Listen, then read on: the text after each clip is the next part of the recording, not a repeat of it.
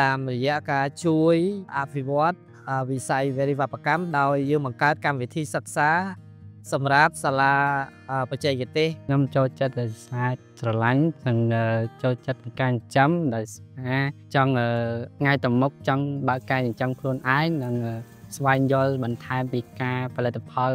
សាច់ឬក៏ការបង្កាត់ថ្នាំអីជាដើមទីនយើងបានធ្វើការងារយ៉ាងច្រើននៅក្នុងការងារនេះគឺយើងជួយពង្រឹងសមត្ថភាពទៅដល់លោកគ្រូនៅក្នុងការបរៀនកូនសិស្សយើងជួយជាសម្ភារៈហេដ្ឋារចនាសម្ព័ន្ធផ្សេងៗនៅក្នុងសាលាដើម្បីឲ្យពួកគាត់អាចអនុវត្តការបង្កាត់ភ្ញាស់ចិញ្ចឹមនៅសាលាបានហើយទន្ទឹមនឹងហ្នឹងផ្នែកមួយដែលសំខាន់នោះគឺផ្សារភ្ជាប់ពួកគាត់ទៅនឹងវិស័យឯកជនដើម្បីឲ្យការធ្វើ